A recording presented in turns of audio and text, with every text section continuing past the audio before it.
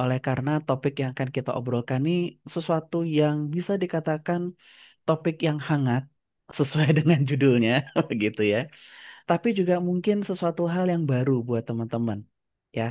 Nah, saya akan langsung buka saja dengan perkenalan pertama dulu.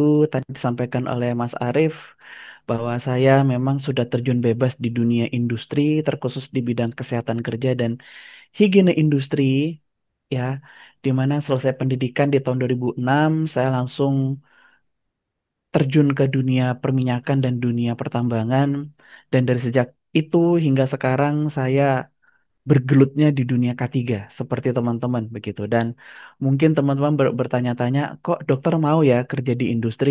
Ya, mungkin itu garis tangan saya ke arah sana mungkin. Ya, di mana tahun 2009 dan tahun 2015 saya menempuh pendidikan lanjut untuk kesehatan kerja dan higiene industri, dan dari tahun 2012, ya, berbarengan dengan hampir berbarengan lebih tepatnya hampir berbarengan dengan berdirinya Mediatama, ya, saya menjadi instruktur dan pengajar untuk K3, pelatihan kompetensi K3 terkhusus untuk bidang kesehatan kerja dan higiene industri, dan sekarang saya menjadi konsultan untuk beberapa perusahaan dan juga NGO dalam pengembangan sistem manajemen kesehatan kerja dan higiene industri. Nah, selama ini saya diminta tolong oleh teman-teman Mediatama untuk berbagi pengalaman dan pengetahuan tentang kesehatan kerja, tapi sekarang ini juga cukup bisa dikatakan cukup spesifik obrolannya. Kenapa? Karena ini adalah obrolan terkait tentang higiene industri.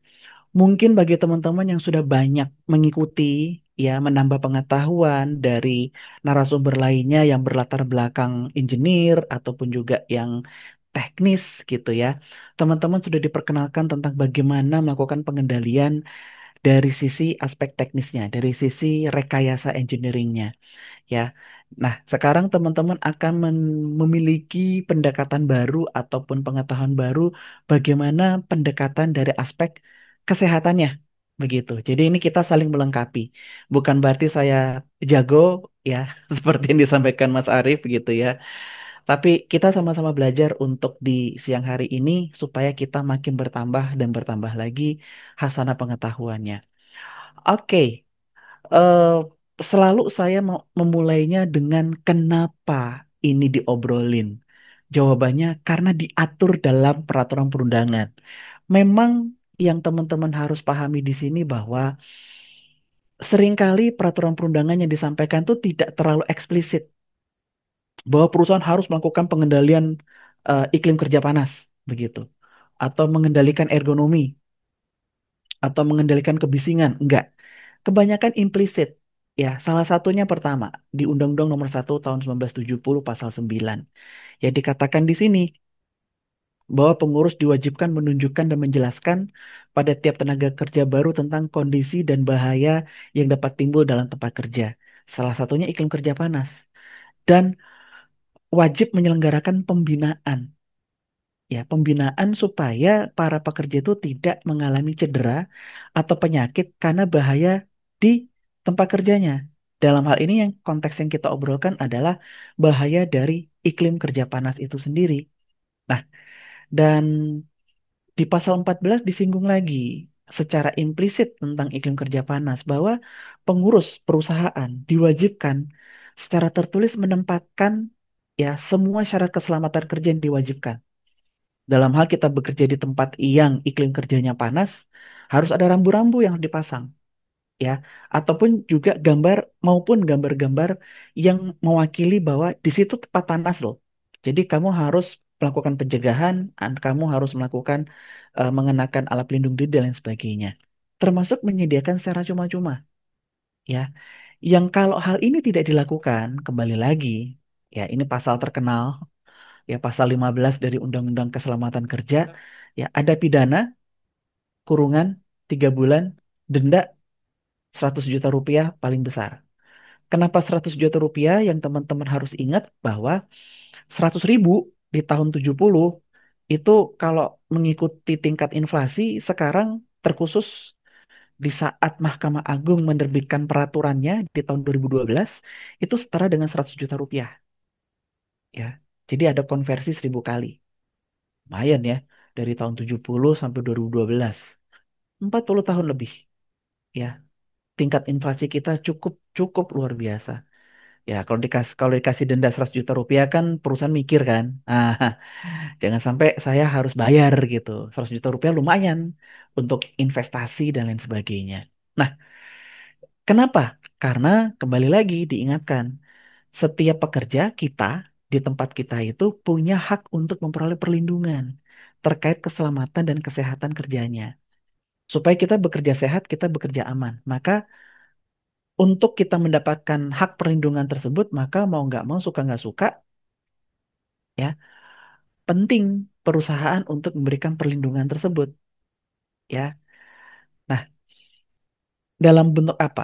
Di dalam Undang-Undang Kesehatan Nomor 17 Tahun 2023, Pasal 99 ayat 5 dan 6 dan Pasal 100 disebutkan ya tentang menaati standar kesehatan kerja, bertanggung jawab atas kecelakaan kerja ataupun penyakit akibat kerja yang terjadi, ya menjamin kesehatan pekerja lewat upaya kesehatan kerja, ya upaya pembinaan, pencegahan, pengobatan dan pemulihan, wajib menanggung seluruh biaya pemeliharaan, termasuk biaya atas penyakit ataupun kecelakaan kerja ataupun cedera akibat pekerjaannya.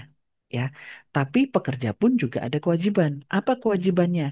Yang tertuang dalam pasal 100, menciptakan dan menjaga lingkungan tempat kerja yang sehat dan menaati peraturan K3 yang berlaku di perusahaan. Ya, jadi ini harus ada kolaborasi antara pekerja dan juga perusahaan atau pengurus supaya perlindungan ini tetap optimal tercapai. Ya, dalam bentuk apa? Salah satunya kalau dituangkan yang tertuang di dalam peraturan pemerintah tentang sistem manajemen K3 pasal 14, pemantauan dan evaluasi kinerja wajib dilakukan melalui pemeriksaan, pengujian, dan pengukuran. Ya, itu kata kuncinya. Nah, secara pengetahuan hukum nggak perlu panjang lebar, ya kita akan masuk kepada topik utama kita tentang iklim kerja panas. Secara definisi, ya iklim lingkungan kerja itu merupakan perpaduan antara empat: suhu, kelembapan, kecepatan gerakan udara, dan radiasi. Ya, dengan tingkat pengeluaran panas dari tubuh kita oleh karena pekerjaan. Ya, nah tubuh kita ini pada dasarnya itu punya sistem pengatur supaya suhu tubuh kita seimbang. Nah, keseimbangan panas tubuh kita itu diatur melalui pelepasan ataupun pengambilan panas. Jadi, ya, kalau misalkan kita bekerja di tempat yang sangat dingin, maka mau tidak mau tubuh akan memproduksi panas. Otomatis mengeluarkan panas. Tubuh kita tuh pada dasarnya mengeluarkan panas, ya. Dan ketika kita bekerja di area yang kerja yang panas, maka tubuh kita itu harus melepas panas tersebut. Salah satunya dengan apa? Salah satunya kalau kita lihat di karikatur di sebelah kanan kita ini, melepaskan keringat. Keringat itu dilakukan tujuannya untuk pendinginan, ya. Yang kedua, kalau kita berada di tempat kerja yang panas, secara tidak sadar frekuensi nafas kita akan meningkat. Kenapa? Karena itu cara tubuh yang kedua untuk melepaskan panas tersebut, ya. Yang kita sebut di sini karikatur namanya respirasi, ya. Jadi di dalam tubuh kita tuh sudah ada regulasi, ada sistem pengatur supaya tubuh kita tetap berada di suhu yang seimbang antara 36 hingga 37 derajat Celcius, ya. Itu. Nah, tapi kan memang yang kita tidak bisa hindari adalah ya tadi, kalau kita memang bekerja di area kerja panas yang ekstrim begitu ya, maka kita bisa mengalami satu kondisi yang kita sebut namanya heat related illness, HRI. Apa itu heat related illness? Adalah salah satu dari tiga kondisi yang kita bisa hadapi. Ya, mungkin amit-amit Jabang Bayi, mungkin di sini teman-teman pernah ngalami ototnya kejang, ya, ataupun juga perutnya sakit atau muntah, atau zaman dulu kala ketika kita ikut upacara bendera hari Senin gitu ya, terus mumpung saat itu paginya tuh panas terik gitu ya, ada yang pingsan, ada yang muntah, ya, itu kita mengalami kondisi yang kita sebut namanya heat cramp, ya, kram panas, ya. Dan kalau apa namanya, kalau ternyata kita bisa mengkompensasi kondisi tersebut, ya, tapi pada dasarnya tubuh kita masih belum bisa istilah kita tuh namanya aklimatisasi. Aklimatisasi itu apa? Nanti kita akan obrolkan nanti paling di belakang nanti. Ya, ketika tubuh kita berusaha beradaptasi tapi belum beraklimatisasi, maka kita mengalami kondisi yang namanya kelelahan panas, heat exhaustion. Dalam bentuk apa? Kita gobios, ya. Dan kalau kita ukur tekanan darah dan mengukur frekuensi nadinya, tekanan darahnya turun, denyut nadinya lebih cepat. Itu tanda-tanda pre-shock kita bilang. Ya, kita udah ngalami kondisi pre-shock. Shocknya karena apa? Karena pajanan radiasi panas tersebut. Ya, atau buat mereka yang belum bisa mengkompensasi tersebut, ya, nggak langsung jatuh ke kondisi heat cramps. Kita bisa jatuh kepada kondisi heat stroke. Ya, langsung pingsan, nggak sadar, mungkin bisa kejang-kejang dalam kondisi tidak sadar kayak serangan stroke. Tapi ketika disentuh kulit badannya panasnya minta ampun. Ya. Nah, heat cramps, heat exhaustion, heat stroke, ya, itu masuk dalam kategori kecelakaan. Kenapa? Karena eh, nyata langsung terjadi dampak dari iklim kerja panas tersebut. Ya, memang ada juga yang mengatakan ini masuk kategori penyakit akibat kerja, karena kan namanya heat related illness. Nggak salah, nggak salah juga. Kenapa? Karena ada sebuah proses adaptasi yang dilakukan oleh tubuh sampai tubuh tidak bisa mengkompensasi atau tidak bisa beradaptasi lebih lanjut lagi dengan pajanan radiasi panas tersebut, sehingga mengalami kondisi-kondisi ini, ya. Nah, itu bisa saja terjadi. Nah, apa faktor-faktor yang menyebabkan hal itu terjadi? Ya, teman-teman sedikit banyak sudah tahu kondisi cuaca itu jelas. Makanya sering kita sekarang nih, zaman sekarang kita semua pasti punya handphone. Dan kita pasti punya aplikasi cuaca. Dan seringkali kita melihat gitu ya. Menurut teori suhu 32 ya, tapi terasanya 39 ya. Kondisi cuaca ya itu bisa terlihat dari kondisi suhu, kelembapan, pergerakan udara dan radiasi. Terkhusus suhu dan kelembapan. Kita di negara tropis punya tantangan besar. Walaupun kita sering bilang kita lebih kuat daripada teman-teman yang ada di subtropis. Misalkan kayak di Jepang atau di Amerika yang sekarang lagi menghadapi musim panas, sama seperti kita, yang di sana ada berita salah satunya bahwa sempat di satu kota di Jepang itu suhu tertingginya 42 derajat Celcius. Ya, sehingga banyak yang pada tumbang-tumbang semua. Ya, kenapa hal itu terjadi? Oleh karena suhunya tinggi, kelembapan juga tinggi. Kalau suhu tinggi dan kelembapan tinggi, maka udaranya terasa damp. Damp itu sangat terlalu lembab, sangat terlalu humid. Aduh, bingung nih nyari kosakata bahasa Indonesianya. Tapi kalau teman-teman merasakan, teman-teman pasti ngerti. Jadi rasanya tuh gak nyaman. Mau jalan kaki pun juga gak nyaman.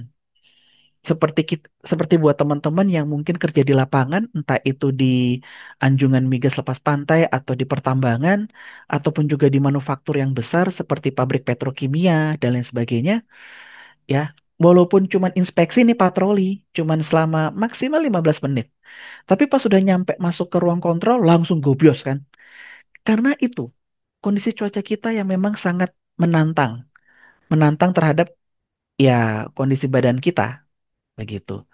Ya, lalu faktor yang berikutnya adalah tadi intensitas dan durasi kegiatan. Ya, semakin besar intensitas kerja kita dalam hal kegiatan kerja di bawah.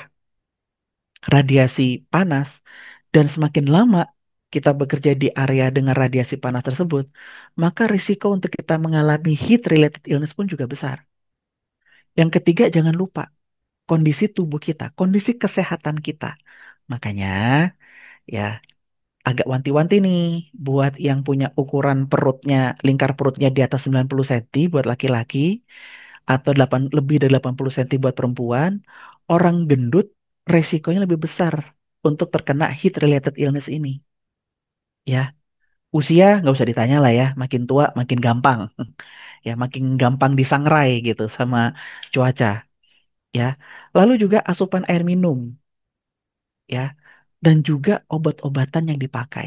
Itu pun juga punya pengaruh di dalam hal regulasi atau sistem pengaturan suhu tubuh kita. Dan yang terakhir adalah jenis pakaian dikenakan. Ya, jangan pernah pakai bahan pakaian yang sifatnya tidak menyerap keringat.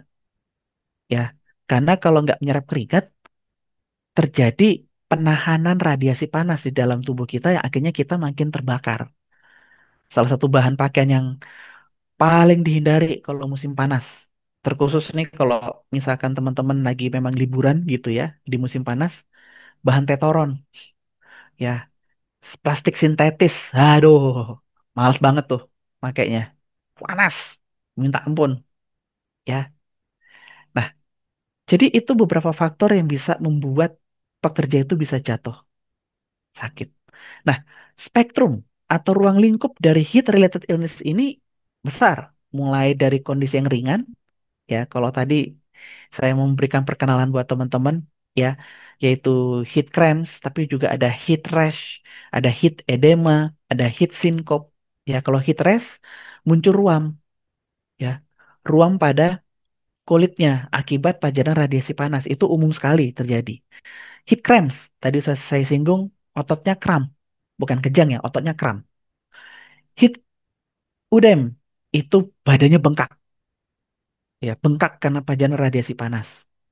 Ya, biasanya itu terjadi pada kaki, ya pada tungkai bawah biasanya. Atau sinkop. Kalau sinkop, ya pingsan sesaat. Itu kondisi yang masih ringan, teman-teman. Ya.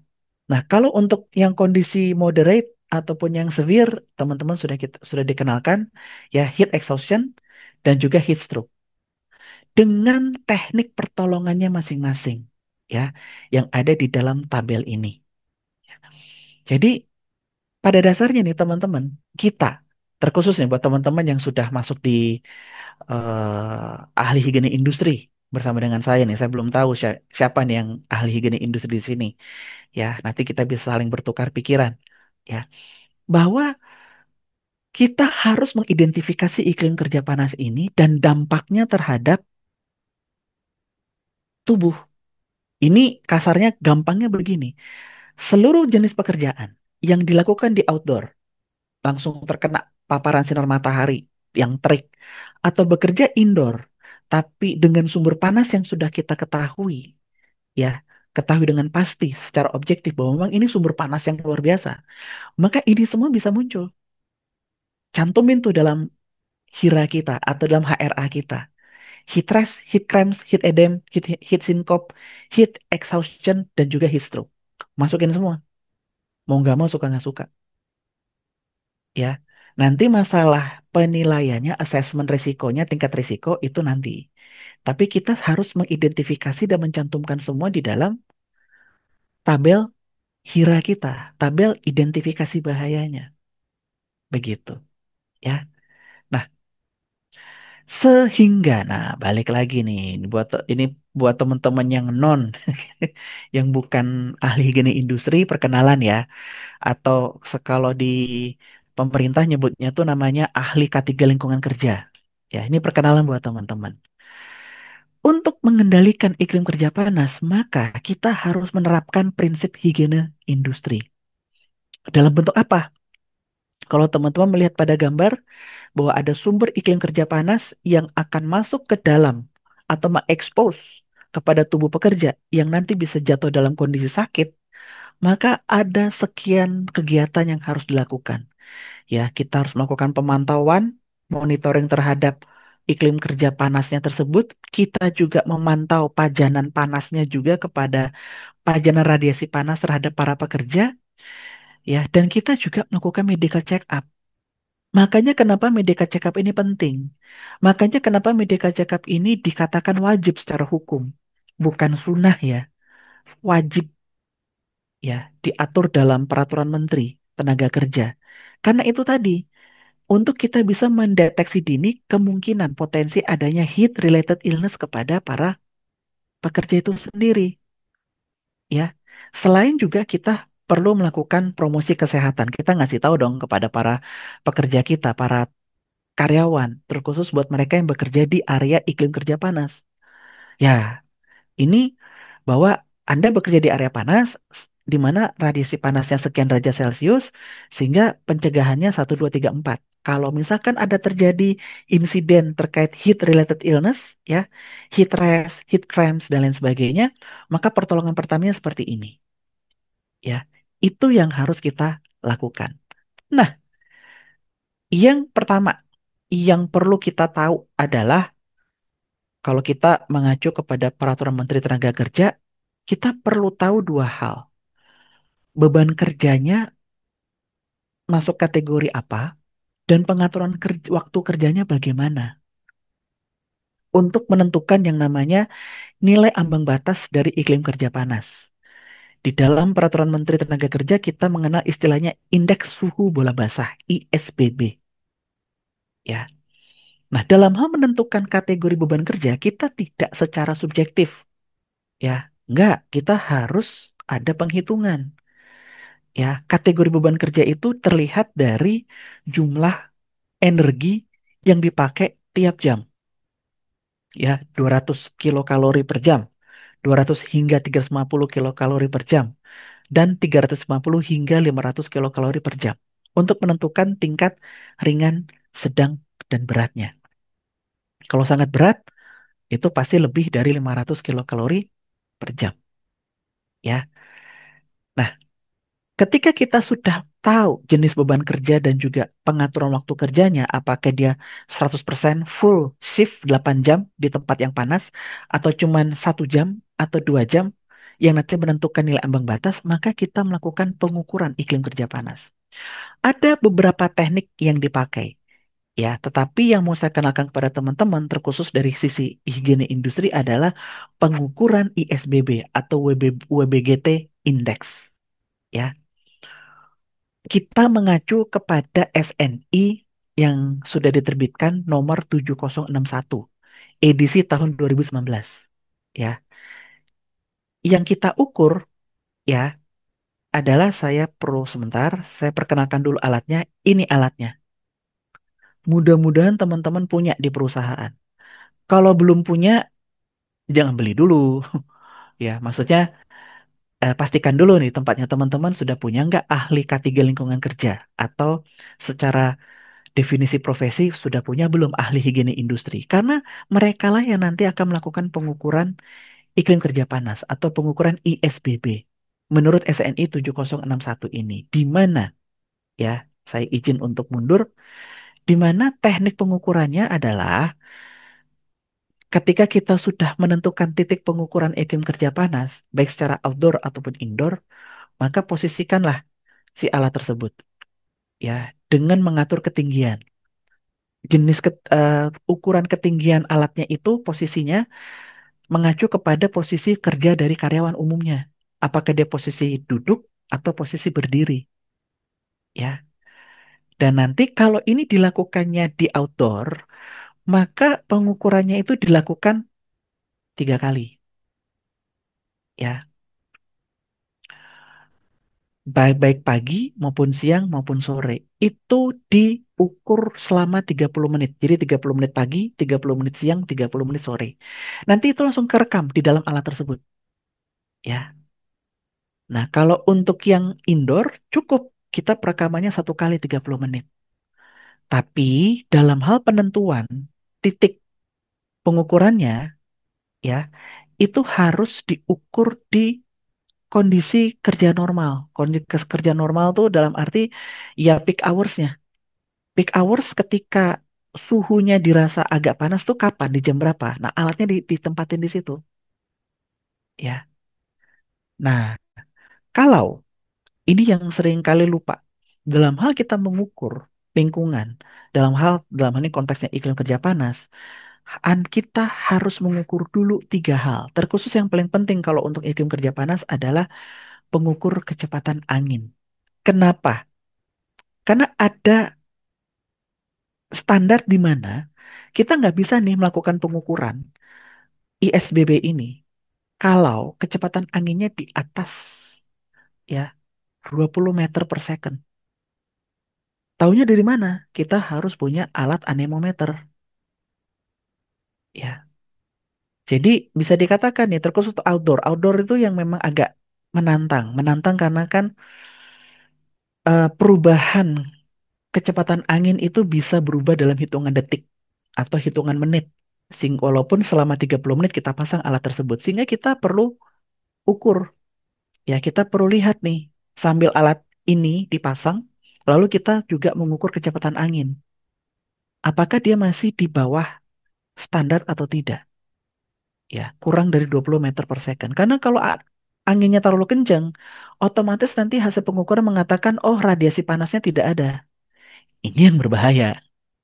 Nanti ngasih ngasih hasilnya itu false negatif. Ya. Nah, ini juga yang perlu untuk diingatkan ataupun perlu kita pantau nih, terkhusus buat teman-teman di perusahaannya yang memang belum punya ahli gini industri, terus Anda menggunakan pihak ketiga. Ya, hati-hati. Seringkali pihak ketiga itu tidak melakukan pengukuran sebagaimana mestinya, sehingga memberikan false negatif result terus kepada kita. Tapi kok kasusnya kok banyak gitu loh, kasus heat related illness-nya itu yang menjadi concern kita, keprihatinan kita. Nah, hasil pengukuran itu ya nanti kalau kita masukkan dalam formulir bakunya, kita catatnya dalam bentuk ini, sesuai dari lampiran SNI 7061 tersebut. Ya, nah, sedikit perkenalan dengan alatnya, teman-teman. Ya, alatnya seperti apa sih? Ya, kita sama-sama lihat alatnya ya. Termasuk dalam hal bagaimana melakukan pengenalan fiturnya dan juga bagaimana untuk melakukan kalibrasinya. Ya, silakan disimak teman-teman ya.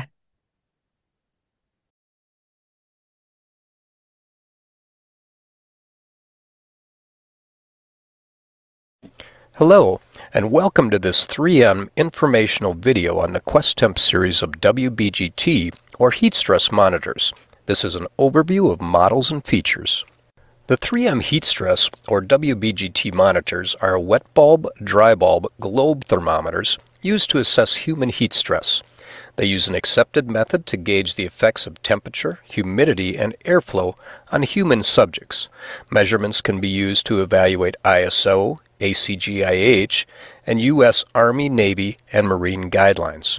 Advanced features such as data logging and state time calculations are available depending on model selection.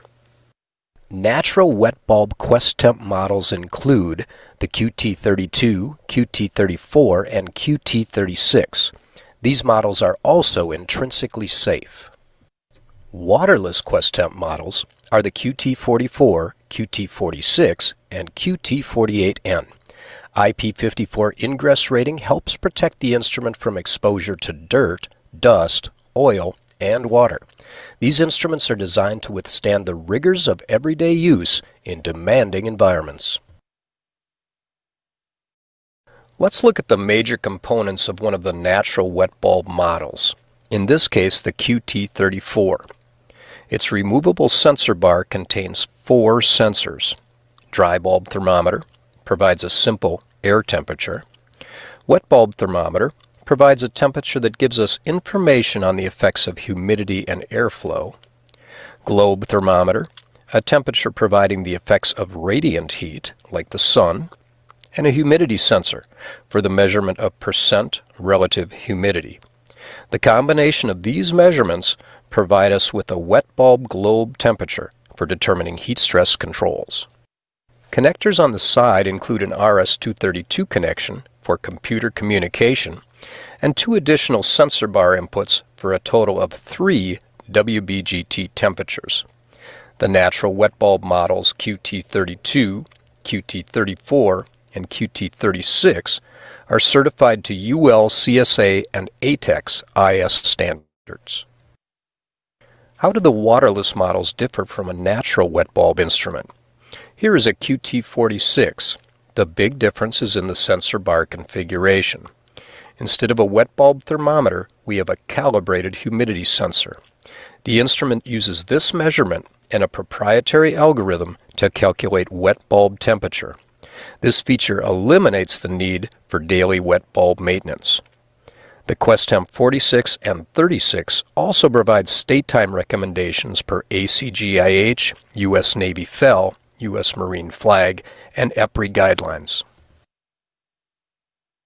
At the end of the day, analyze your data by downloading to 3M Detection Management Software. This feature is available for all units except the QuestTemp 32. Let's review the WBGT models and key features. Entry-level instruments include the WIBJET and the QT32. These are traditional wet bulb models. Rugged IP54 construction helps protect them from the elements. The QT32 is also intrinsically safe. The intrinsically safe QT34 adds a data logging feature for time history analysis of natural wet bulb measurements. The QT36 has all the features of the QT34, plus adds state time calculations. The QT44 is a data logging waterless model. Waterless models do not require the daily maintenance of the wet bulb thermometer. It is built with the same IP54 construction, but is not intrinsically safe. The QT46 has all the features of the Model 44, plus adds state time calculations. Understanding these models and features will help you and your customer make the right choice. For more information on the QuestTemp line of heat stress monitors and other products from 3M, visit our website www.3m.com/detection. Oke, teman-teman, disclaimer dulu, saya bukan merupakan marketing dari perusahaan ini ya, teman-teman ya. Ya, tapi memang yang umum kita pakai alat tersebut memang adalah produksi dari perusahaan tersebut. Yang teman-teman sudah kenal lah ya, si perusahaan tersebut memang mereka sangat komitmen dalam membantu kita, membantu perusahaan di dalam perlindungan kesehatan dan keselamatan kerja. Salah satunya dengan alat pengukur tersebut. Nah, yang paling penting juga nih, teman-teman, ya, setelah kita udah ngukur, kita punya hasil ukur tadi yang sudah terekam di dalam alat tersebut. Kita nggak langsung serta-merta langsung mengatakan, oke, hasil ukurnya sekian derajat Celcius. Tapi perlu melakukan yang namanya nilai koreksi dahulu. Ya, nilai koreksi ini dilakukan salah satunya adalah dari sisi jenis pakaian. Ya, perlu tahu nih sebagai teman-teman ya, perlu tahu nih teman-teman tentang si jenis pakaian yang digunakan atau disediakan oleh perusahaan. Jenisnya seperti apa? Karena ini nanti sangat berpengaruh terhadap nilai koreksi. Dan juga perlu juga untuk mengetahui yang namanya si beban kerja dan juga lama kerjanya tersebut, ya, pembagian waktu kerjanya. Dalam hal menilai beban kerja, kita menggunakan SNI nomor 7269 edisi tahun 2009 dan ini masih yang terbaru. Intinya adalah setelah kita mengukur berat badan, kita mengamati aktivitas pekerjaan dari karyawan kita selama 4 jam minimal. Dan masing-masing jenis kerja itu kita catat dalam posisi berdiri, ya, dalam posisi duduk, sedang menulis atau sedang mengetik, itu punya nilai konstantanya. Nah, itu nanti kita catat tuh. Ya, jenis pekerjaannya apa, duduk dengan pekerjaan apa, berdiri dengan pekerjaan apa, berjalan dengan pekerjaan apa selama 4 jam tersebut, sehingga akumulasi dari jenis pekerjaan dikali waktu yang dilakukan untuk satu aktivitas tersebut, nanti dijumlahin semua tuh. Dijumlahin, lalu menggunakan rumus di atas ini. Rata beban kerjanya. Baru rata loh, belum bilang total beban kerja. Ya, nanti setelah dihitung rata beban kerja, baru ditambahkan metabolisme basal dari karyawan berdasarkan gender. Muncullah itu total beban kerja. Nanti ketahuan, teman-teman, total beban kerjanya berapa? Ya, apakah 200, apakah 3,5, apakah 500 atau lebih? Yang nanti menentukan jenis beban kerja yang dilakukan oleh pekerja kita. Begitu, ya. Nah, itu untuk pengukuran lingkungannya, monitoring environnya. Bagaimana untuk pengukuran pajanan? Kalau kita mengukur pajanan radiasi panas dan ketika teman-teman mengingat ya jenis tadi heat apa tuh tadi namanya heat cramps atau heat exhaustion di mana ada perubahan dari tekanan darah dan frekuensi nadi, maka kita melakukan yang namanya evaluasi regangan termal. Acuannya dari mana? Dari ISO nomor 9886 edisi tahun 2004. Di mana kita punya 4 parameter. Satu, suhu inti badan. Yang kedua, suhu kulit. Yang ketiga, frekuensi nadi. Dan yang keempat adalah berat, ya, berat badannya. Dalam hal kita mengukur suhu inti, ya, beda sama suhu kulit. Kalau suhu kulit kan kita tempelkan ke ketiak tuh, ya. Kalau suhu inti, kita harus mengukurnya ada beberapa pilihan. Bisa lewat mulut, bisa lewat telinga, ya, bisa juga lewat suhu air kencing. Itu bisa, ya. Atau yang suka dilakukan di luar negeri adalah mengukur suhu dari lubang dubur. Yang dicolok tuh termometernya. Ya, di Indonesia tuh sangat tidak umum ya. Tapi yang sering dipakai dan alatnya sudah ada tuh adalah yang pakai alat ukur suhu yang di telinga. Yang kita sebut namanya suhu timpanik namanya. Nah, dan berat badan berarti kita butuh timbangan. Jadi kita ukur sebelum dia bekerja dan setelah dia bekerja. Di situ nanti kita bisa melihat apakah orang ini memang sudah mengalami ya pajanan radiasi panas yang melebihi dari angka seharusnya. Ya, gampangnya adalah baik suhu inti dan suhu kulit pasti meningkat dong. Ya, frekuensi nadinya pasti bertambah, lebih cepat frekuensi nadinya. Dan berat badannya akan lebih turun. Kenapa? Kok bisa turun ketika sudah terkena pajanan radiasi iklim kerja panas? Karena tadi ada proses pengeluaran cairan tubuh yang namanya keringat dan juga proses pernafasan respirasi. Jadi ketika kita melihat dari hasil ukur tersebut dan ternyata memang terlihat adanya perubahan ya parameter sebelum dan sesudah, maka kita bisa mengatakan pekerja ini sudah terkena dampak langsung dari iklim kerja panas tersebut ya. Sehingga orang-orang inilah berdasarkan pengukuran pajanan itu kita harus melakukan pemeriksaan kesehatan. Ya, kita perlu pastikan nih tentang riwayat penyakit jantungnya. Ada nggak dia punya riwayat penyakit jantung? Ada nggak dia punya riwayat penyakit paru? Dia punya penyakit ginjal nggak? Atau penyakit diabetes? Dan juga obat-obatan yang diminum. Ya, obat-obatan yang bisa memengaruhi toleransi panas. Terkhusus yang sering kita lihat adalah obat antihipertensi. Yang paling sering adalah obat diuretik. Kalau teman-teman kenal furosemid, itu obat diuretik. Dan obat beta blocker. Salah satu obat yang terkenal yang sering diresepkan adalah bisoprolol. Ya. Dan juga jangan lupa, apakah orang ini gendut apa enggak. Kategori gendut yang tidak normal, gendut sakit, kalau indeks massa tubuhnya lebih dari 30 kilogram per meter persegi. Ya, itu yang kita menjadi ya hal yang wanti-wanti gitu. Dan juga ada jenis obat-obatan lain yang akan mempengaruhi termoregulasi kita. Tidak hanya antihipertensi, masih banyak nih ya. Alkohol, narkotika amfetamin, terus ada obat antikolinergik itu salah satunya adalah obat muntah zaman dulu namanya eh, metoclopramid ya. Ada obat antihistamin. Antihistamin itu teman-teman kenalnya namanya CTM ya atau cetirizine dalam merek Insidal begitu. Dan masih banyak lagi.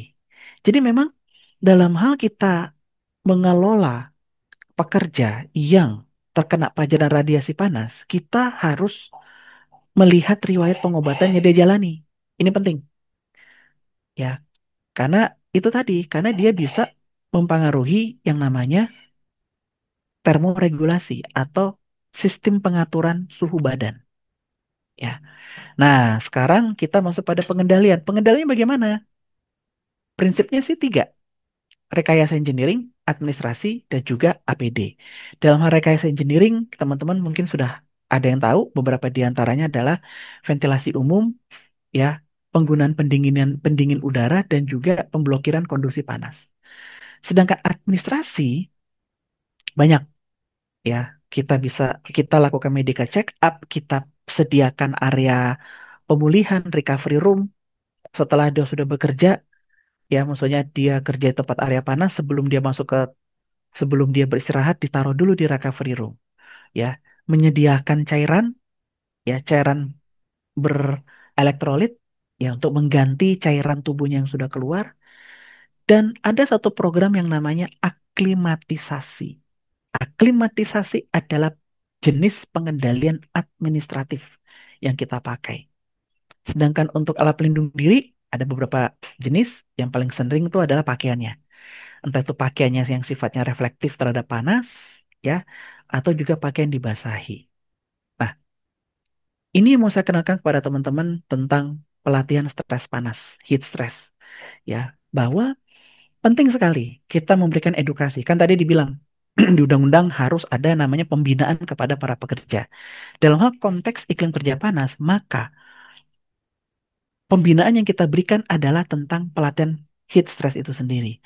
Kita kasih tahu kepada teman-teman yang memang bekerja di area tersebut dan memang punya risiko yang tinggi tentang pengetahuan tentang bahaya stres panas, lalu tentang faktor predisposisi, faktor risiko tadi, ya, lalu awareness tentang pertolongan pertamanya bagaimana, ya, terus jenis obat apa yang patut diwaspadai kalau dikonsumsi, ya, jenis penggunaan pakaiannya seperti apa, termasuk pengenalan tentang aklimatisasi itu sendiri, ya. Ada tahapannya di dalam tabel ini. Apakah kondisi ini ada, ya, jenis pekerjaannya yang memang terpajan iklim kerja panas yang tinggi, terus memang alat pelindung dirinya memang membawa panas, kerja fisik yang memang besar, ya, ataupun juga kita sudah tentukan bahwa dari hasil pengukuran iklim kerja panas itu memang benar ini panas, ya. Lalu yang kedua, apakah dia pekerja baru atau pekerja lama? Maksud di sini yang dimaksud dengan returning employees itu kategorinya adalah mereka yang sudah pernah bekerja di area kerja panas, terus dia nggak lanjut dulu, ya, nggak lanjut dulu. Itu kita bilang, oh, pekerja yang orang lama, begitu, ya. Kalau dia eh dalam waktu apa? Dalam waktu 2 minggu ke belakang kita bilangnya, yang kita bilang returning employees tersebut, ya, batasannya adalah 2 minggu, ya. Kalau eh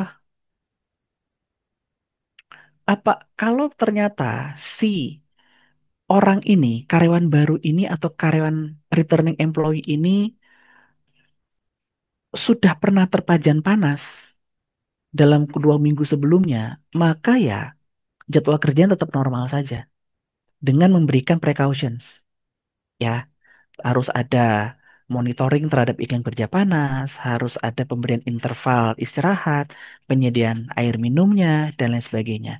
Tapi kalau ini orang belum pernah terkena pajanan panas nih, ya, dan nanti terlepas apakah dia nanti akan bekerja secara reguler atau tidak di area panas tersebut, maka sudah ada aturannya. Di sini ada istilah initial aklimatisasi dan reaklimatisasi, ya. Kalau di mana kalau di sini diaturnya adalah lama waktu kerjanya itu nggak boleh melebihi dari hari pertama, hari kedua, hari ketiga, dan juga perharinya ditingkatkan, ya. Yang harapannya sih nanti kalau sudah masuk ke hari ke-10 hingga hari ke-14 bisa full kerja di sana, ya. Kalau dia itu untuk yang tidak reguler. Tapi kalau dia reguler nanti kerja di sana, maka ya dimulainya dari hari pertama sudah kerjanya setengah shift aja ya, 4 jam, terus baru naik naik jadi 60%, 80 dan seterusnya. Ya, itu aklimatisasi. Mudah-mudah susah. Kenapa? Karena harus ada pencatatan yang baik untuk kita bisa jangan sampai kita kelolosan nih untuk para karyawan yang memang bekerja di area panas, entah itu dia sudah bekerja selama 2 minggu atau belum. Ya, ini penting. Termasuk juga, baik proses aklimatisasi yang dijalankan, pengukuran pajanan tetap harus dilakukan untuk memastikan bahwa tidak ada tanda-tanda orang ini sudah terdampak kepada yang namanya heat related illness tersebut. Ya, nah ini yang tadi sudah dijelaskan secara grafis dan ini adalah narasinya buat teman-teman. Kalau buat teman-teman lebih mudah memahami dalam bentuk narasi, intinya tadi yang sudah disampaikan dari gambar tersebut. Ya, nah dalam hal mempertahankan aklimatisasi ini, ya, eh, yang paling penting di sini adalah kalau memang harapannya sih mereka kalau ada cuti, setidaknya cutinya kurang dari seminggu. Tapi kalau ternyata cutinya itu lebih dari seminggu, maka dia harus mengulangi lagi ya program aklimatisasi tersebut. Ya, dan terkhusus biasanya tubuh kita nanti sudah terbiasa dengan paparan radiasi panas itu ketika dalam hal adaptasinya itu cukup butuh waktu 2 hingga 3 hari biasanya. Ya, seperti itu teman-teman. Ya. Nah, yang jadi perhatian dalam hal untuk memberikan perlindungan kepada para pekerja tergantung kepada jenis dari pekerjaan kita, baik itu kita populasi yang umum atau kita seorang pekerja lapangan. Maka ada hal-hal pencegahan yang bisa dilakukan. Ya, kita deteksi dini dulu mana pekerja yang memang memiliki risiko tinggi, kita kasih konseling, kita kasih edukasi, kita terapkan program aklimatisasinya, harus siapkan rencana tanggap darurat terhadap kasus heat related illness tersebut supaya jangan sampai timbul kejadian, ya, dan seterusnya dan sebagainya. Ya, nah itu yang bisa saya bagikan pada teman-teman di siang hari ini, ya. Mudah-mudahan apa yang saya bagikan pada teman-teman ini bisa memberikan hasanah pengetahuan, ya, tidak hanya dari sisi rekayasa engineering saja, tapi juga dari sisi pengendalian dari aspek kesehatannya. Mudah-mudahan ini bisa membantu teman-teman untuk nanti bisa diterapkan di tempat kerjanya masing-masing. Oke, teman-teman, saya kembalikan waktu dan layar kepada Mas Arief. Baik, terima kasih banyak Dokter Wendri untuk materinya. Dan ini sudah ada beberapa peserta yang ingin bertanya ya. Nah, buat teman-teman yang ingin bertanya seputar materi yang disampaikan oleh Dokter Wendri, silahkan bisa tuliskan di kolom Q&A. Nanti kita akan bahas sama-sama setelah ini. Nah, sebelum kita lanjut ke dalam sesi untuk tanya jawab, teman-teman, saya akan berikan informasi terlebih dahulu terkait dengan sertifikat ya yang nanti teman-teman juga akan dapatkan. Nah, salah satunya adalah teman-teman bisa cek dulu nih di aplikasi Mika Pro-nya apakah sudah platinum atau masih silver. Nah, cara ceknya gimana? Cara ceknya adalah teman-teman silahkan bisa buka aplikasi Mika Pro-nya, kemudian cek di berandanya apakah teman-teman tulisannya platinum atau silver ya. Nanti bisa cek di pojok kiri atas ya. Kalau di pojok kiri atas di bawah nama tulisannya platinum maka sudah platinum untuk aplikasinya. Tapi kalau tulisannya silver ya tentunya teman-teman perlu upgrade dulu menjadi platinum. Cara upgrade-nya gimana? Cara upgrade-nya teman-teman silahkan bisa langsung aja klik tombol gemboknya atau gambar gembok yang ada di sebelah sini nih ya. Nah, ini ada gambar gembok ya. Silahkan teman-teman bisa klik di sini. Nanti otomatis ikuti aja arahan dari langkah demi langkahnya ya. Salah satu aja nih yang diklik, nggak usah semuanya karena sama aja ya. Kemudian kalau sudah dilakukan untuk perpanjangan, nanti tinggal ditunggu aja sertifikatnya. Terus pertanyaan gini, saya kalau perpanjangnya nanti di akhir bulan atau bulan depan bisa nggak? Bisa teman-teman ya. Yang penting teman-teman sudah mengisi absensi webinar, kemudian platinumnya mau sebulan lagi nggak ada masalah karena sertifikatnya tetap akan terbit ketika teman-teman sudah platinum ya. Nah, nanti hanya tertahan sementara aja kalau masih silver. Terus cara untuk terbitnya juga sebenarnya tidak otomatis. Nanti teman-teman perlu japri ke saya dulu ya. Nanti saya akan bantu terbitkan untuk sertifikatnya atau ke tim Media Tama juga bisa ya. Kalau teman-teman belum punya nomor saya ke tim Media Tama juga bisa.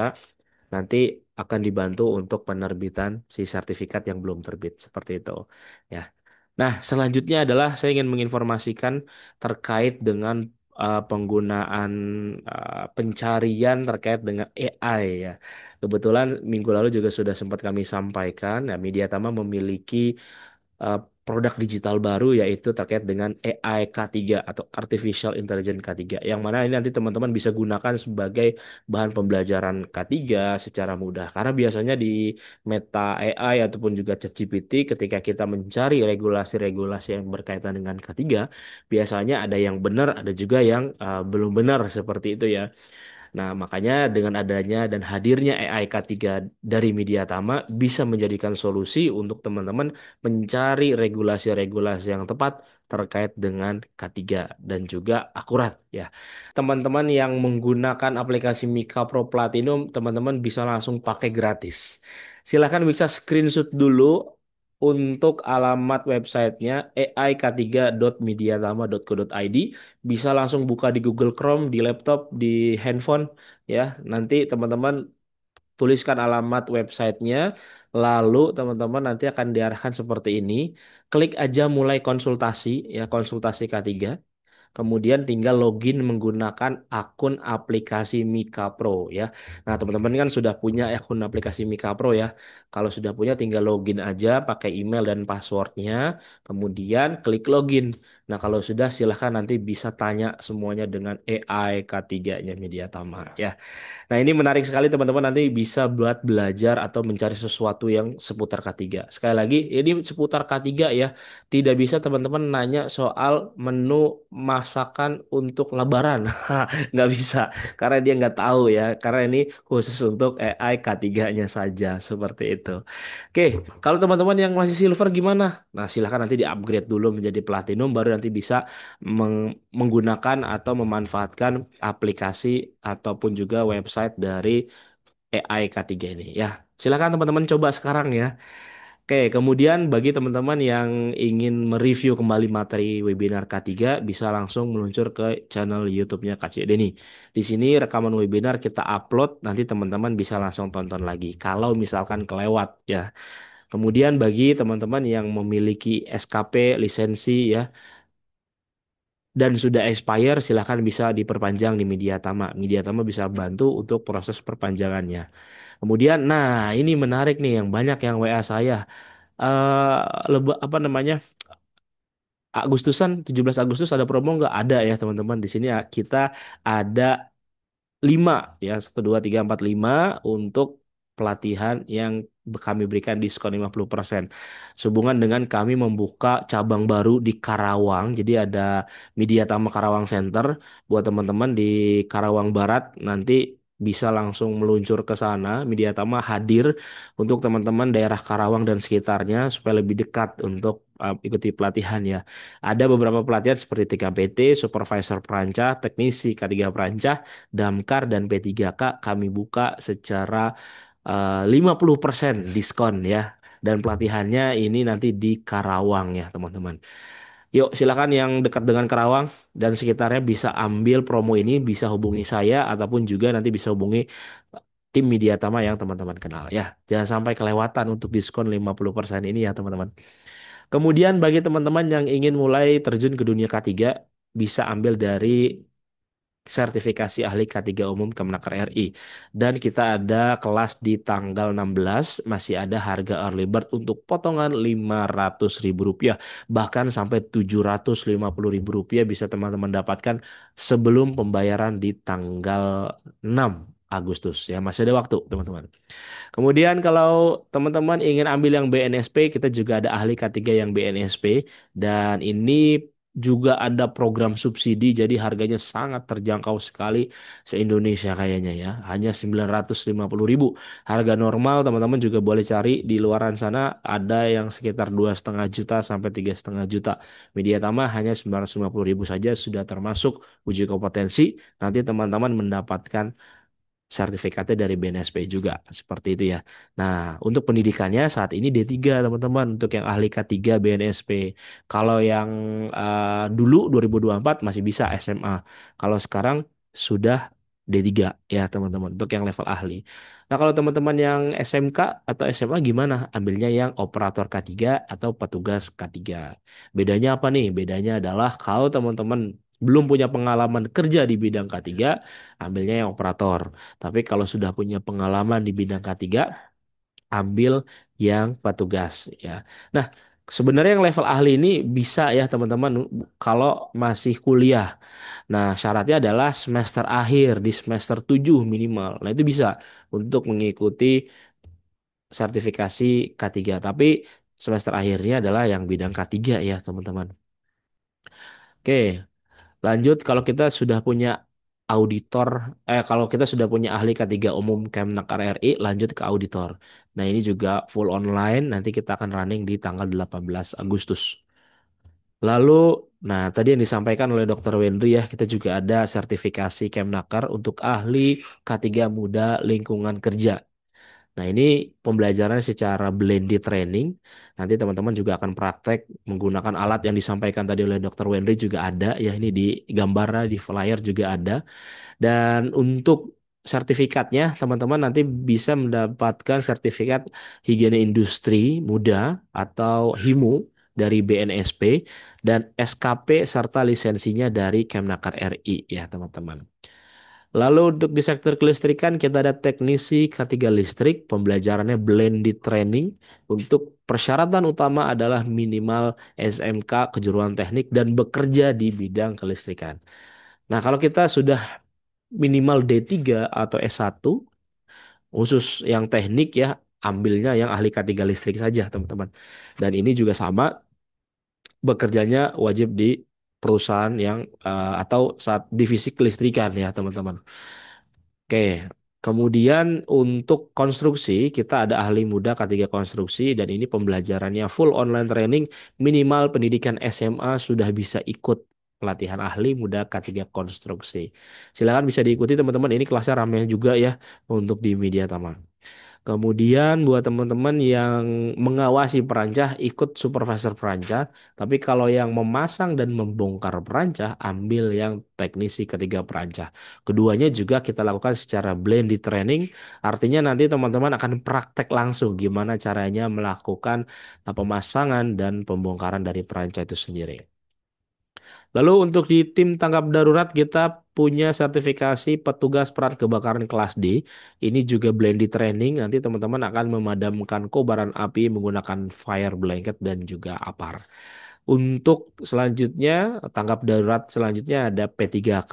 Nah, ini kita laksanakan secara tatap muka ya. Nah, nanti teman-teman bisa ikut ini di Media Tama dan prakteknya kita akan setiap hari tentunya ya teman-teman ya. Oke, selanjutnya untuk bekerja di ketinggian, kalau teman-teman bekerja di ketinggian masih menggunakan platform perancah, ambilnya yang TKBT tingkat 2. Tapi kalau sudah lebih tinggi lagi yang bergelantungan di atas tali, itu ambil yang TKPK tingkat 1. Nah, kedua ini kita lakukan secara blended training, nanti praktek langsung di Media Tama. Forklift juga ada. Kita buka kelas di Agustus ini ya di tanggal 19 untuk pelatihannya blended training. Nanti teman-teman bisa menggunakan forklift yang sudah Mediatama siapkan dengan transmisi otomatis. Ya, jadi teman-teman kalau dulu itu prakteknya di perusahaan masing-masing ya, karena beberapa ada yang punya forklift, ada yang enggak ya. Oleh karena itu, untuk mengcover itu semua prakteknya di Mediatama. Forkliftnya sudah kami siapkan ya. Lalu untuk di sektor rumah sakit, Mediatama ada K3 rumah sakit Kemnaker RI dan paramedis K3 Muda. Nah, khusus yang mengambil K3 rumah sakit Kemnaker RI mendapatkan free uji kompetensi untuk paramedis K3 Muda BNSP. Yuk ambil kesempatan untuk promo-promo menarik di Mediatama. Lalu teknisi K3 ruang terbatas kita juga ada nanti di tanggal 18 Agustus. Ini juga prakteknya langsung di Media Tama ya teman-teman. Gimana caranya nanti bekerja di ruang terbatas ya. Ini blended training ya, online materinya online.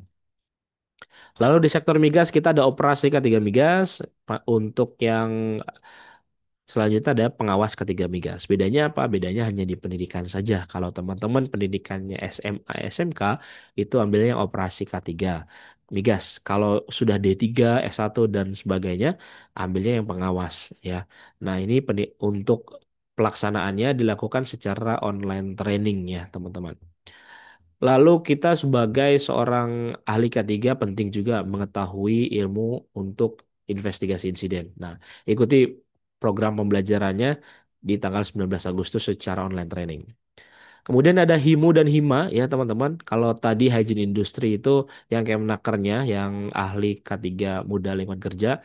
Kalau ini yang khusus HIMUnya saja ya dari BNSP. Jadi teman-teman ini nanti tidak mendapatkan SKP ya dan juga lisensi. Kalau HIMU dan HIMA ini blended training juga nanti ada uji kompetensinya secara tatap muka ya teman-teman. Kemudian ketiga laboratorium kita juga ada dan ini juga blended training artinya nanti akan ada asesmennya dan uji kompetensinya secara offline atau tatap muka ya teman-teman. Kemudian ini adalah ATK yang akan teman-teman dapatkan ketika teman-teman memilih Mediatama sebagai partner sertifikasi. Kalau teman-teman online, nanti akan kami kirim ke lokasi gratis ongkos kirim seluruh Indonesia. Kemudian kalau teman-teman ingin belajar lebih dalam lagi terkait dengan K3, di Mediatama memiliki e-course ya. E-course ini bisa teman-teman pilih, judulnya bebas. Ini seperti kita ingin nonton video di YouTube aja, teman-teman bisa pilih judulnya apa dan nanti bisa dapat sertifikatnya juga ya. Jadi tidak harus mengikuti webinar tiap Sabtu kalau teman-teman ingin memiliki sertifikat K3 yang teman-teman inginkan ya dan bisa milih. Kalau di webinar kan teman-teman hanya bisa mengikuti sesuai dengan yang kami selenggarakan. Nah, kalau di sini di e-course Midlaya teman-teman bisa pilih bebas. Kemudian kalau kita sedang mencari pekerjaan bisa buka websitenya mediatama.co.id. Ada menu karir di sini. Nanti bisa langsung lamar saja cukup dengan masukkan CV. Kalau belum punya CV, Mediatama juga sudah siapkan buat CV online ya di aplikasi Mika Pro. Nanti teman-teman langsung isi aja biodatanya. Nanti tinggal di download saja seperti ini ya. Oke. Nah, kalau ada yang ingin informasi lebih lanjut silahkan bisa WhatsApp tim kami ada Beni, Risma, Soka dan juga Amanda. Pastikan teman-teman sudah subscribe channel YouTube-nya Kak Cideni, follow akun sosial medianya Media Tama ya, dan jangan lupa follow juga akun TikToknya Kak Cideni.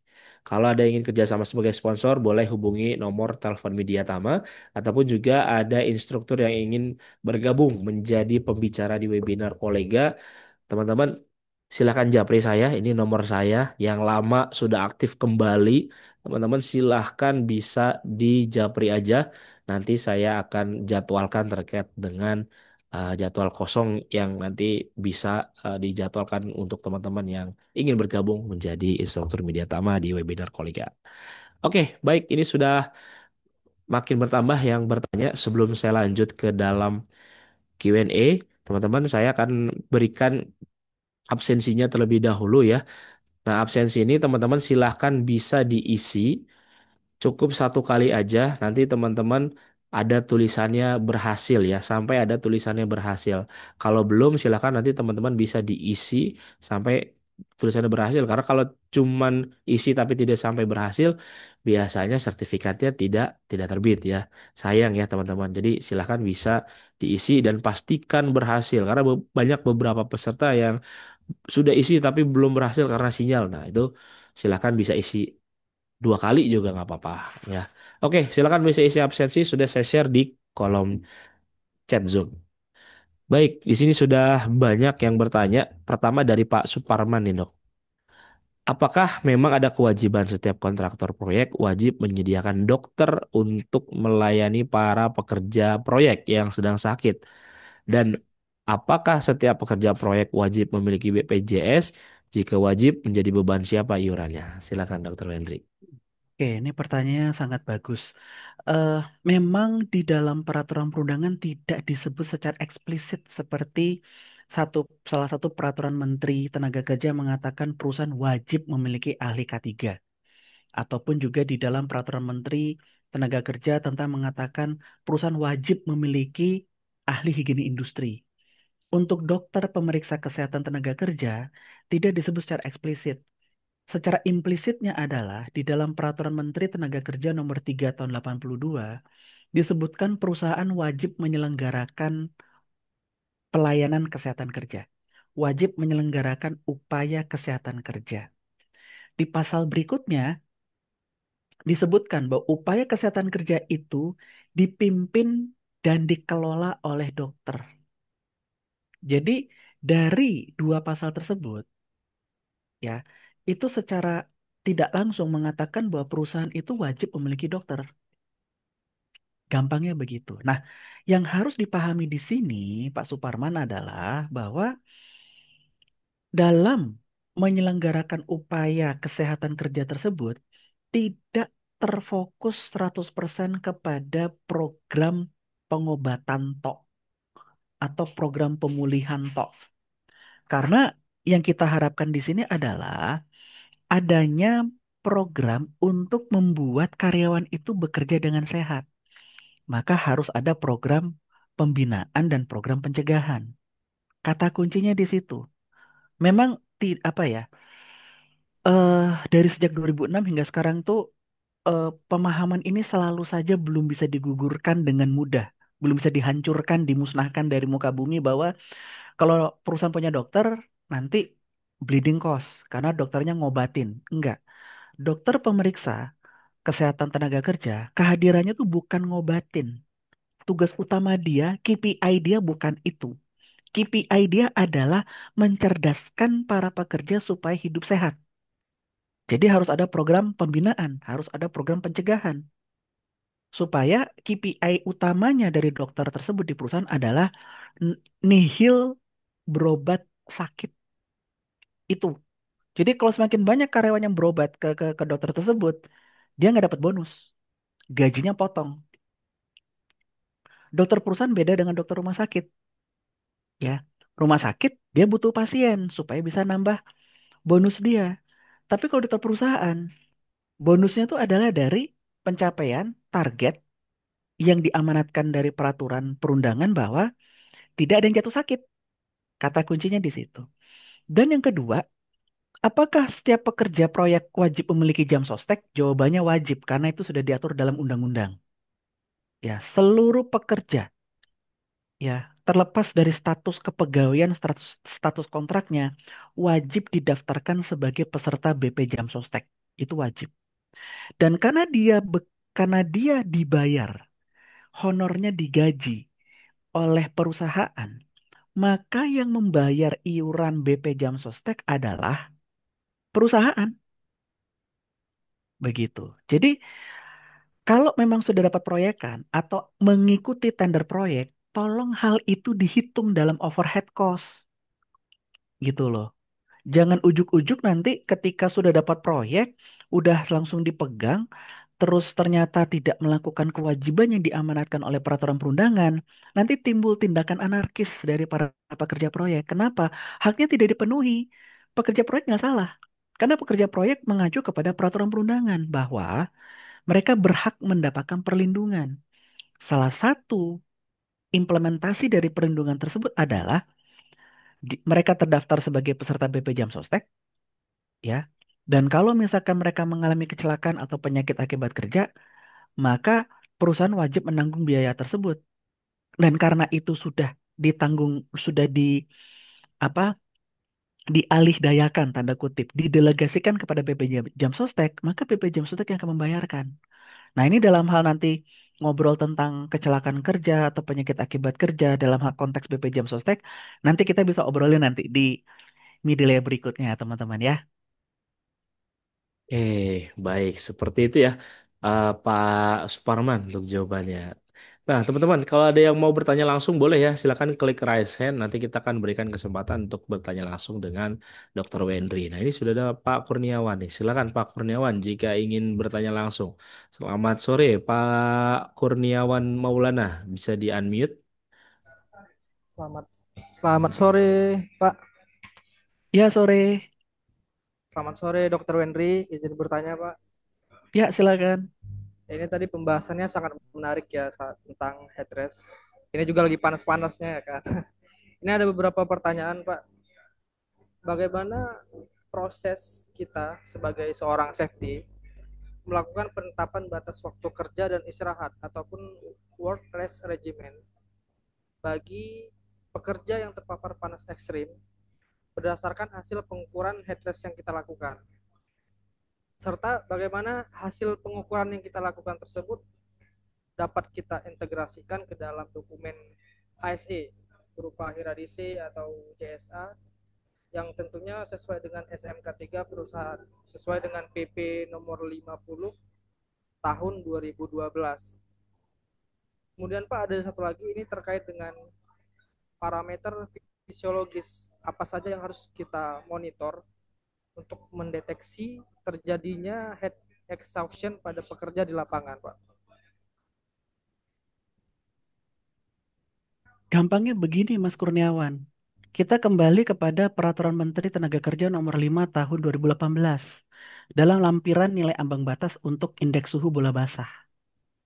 Ya, jadi dalam hal mengatakan bahwa pekerjaan tersebut harus dibatasi selama sebanyak 50% dari satu shift kerja atau 25% dari satu shift kerja, Anda melihat kepada hasil ukur ISBB-nya. Tapi kita harus lihat juga kepada jenis beban kerja yang dilakukan oleh pekerja tersebut. Itu nggak bisa nggak, ya. Apakah beban kerjanya ringan, di mana pengaturan waktu kerjanya memang 75%, antara 75 hingga 100, maka pastikan area kerjanya itu SBB-nya itu 31 derajat Celcius. Taunya dari mana? Dari pengukuran tadi. Ya, jadi sebelum mengatakan, jadi hasil pengukurannya berapa dulu nih di lapangan kerja yang disebut sama Mas Kurniawan tadi? Ya, berapa hasil ukurnya? 31 kah? 28 kah? 30 derajat kah? Ya, yang jelas sih otomatis kalau itu di sini kan dikatakan adalah nilai ambang batas. Nilai ambang batas itu dalam pengertiannya bahwa untuk satu shift kerja, definisi nilai ambang batas. Dalam satu shift kerja, si karyawan tersebut, pekerja tersebut boleh terkena pajanan radiasi panas dalam 18 jam kerja itu kalau suhunya di angka tersebut untuk waktu kerja satu shift misalkan 100% dengan beban kerjanya ringan atau sedang. Intinya itu.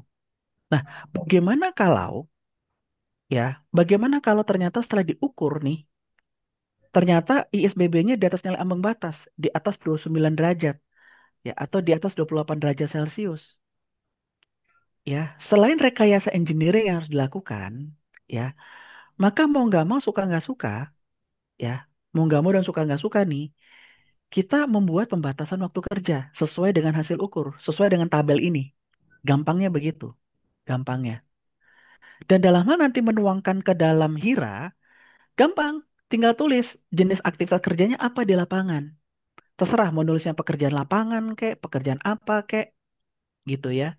Di mana sumber bahayanya sebutkan iklim kerja panas. Dengan resiko penyakitnya apa? Heat stress, heat rash, ya. Sebentar, saya untuk biar kebayang adalah mana tadi? Ah, ini dia, ya. Dampak dari iklim kerja panas tadi ya ini 1, 2, 3, 4, 5, 6. 6 risiko penyakit ini cantumin dalam risknya, ya. Harus dicantumin 6-6-nya ini. Nanti setelah itu baru bisa melakukan i- penilaian risikonya, assessmentnya. Apakah heat stress ini secara exposure memang tinggi, apakah secara severity-nya itu memang tinggi atau tidak. Di sini memang perlu peranan dari dokter pemeriksa dibantu dengan ahli higiene industri tadi atau tadi disebutkan oleh Pak Arif adalah dari ahli K3 lingkungan kerja karena dia sudah punya SKP tuh. Ahli higiene industri yang kerja di perusahaan yang sudah punya SKP disebutnya ahli K3 lingkungan kerja. Itu dimasukkan kiranya seperti itu. Ya, harapannya diukur. Kalau belum diukur, maka rekomendasinya adalah ukur. Ukur tuh iklim kerja panasnya. Nah, dalam hal berbicara tentang parameter fisiologi tadi, ya yang tadi ditanyakan, ya, maka yang kita lihat ada 4 parameter mengukur pajanan iklim kerja panas ke pekerjanya. Ada 4 parameter. Suhu inti, suhu kulit, nadi, dan berat badan. Ya, empat-empatnya diukur. Suhu inti, suhu inti itu ngecek suhunya bukan di ketiak. Kalau ketiak itu adalah suhu kulit. Suhu inti, Anda masukin termometernya ke dubur, atau ke mulut, atau ke telinga. Karena harus mendekati ke pusat tubuh. Mudahnya begitu. Ya. Nah, ini kita ukur sebelum dan sesudah. Begitu. Ya. Sebelum dan sesudah kita ukur tuh 4 parameter tersebut. Nanti kita lihat ada nggak perubahan. Kalau ada perubahan ke arah perburukan, suhu intinya meningkat, suhu kulitnya meningkat, frekuensi nadinya meningkat, berat badannya turun karena kehilangan cairan yang banyak. Maka kita katakan bahwa karyawan ini high risk terkena penyakit pajanan panas. Sehingga dia harus mengikuti program heat stress. Salah satu program heat stressnya adalah yang namanya aklimatisasi.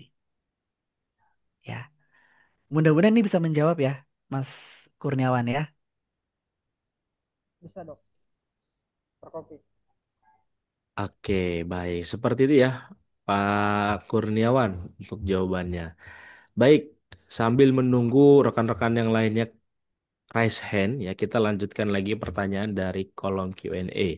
Dari Pak Bima, apakah heat cramps akan menimbulkan penyakit akibat kerja untuk jangka panjang, yang artinya akan mengalami kerusakan jaringan tertentu secara permanen nih dok? Silakan Dokter Wendri. Jawabannya bisa. Yang kita kenal namanya adalah rhabdomyolysis namanya. Jadi jaringan ototnya itu hancur.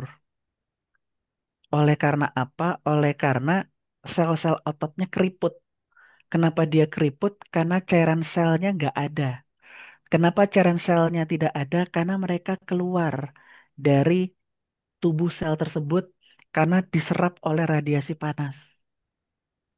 Ya, itu sebab kalau ada seseorang karyawan yang sudah mengalami heat cramps, itu orang tersebut sudah memiliki risiko tinggi untuk mengalami kondisi yang lebih serius.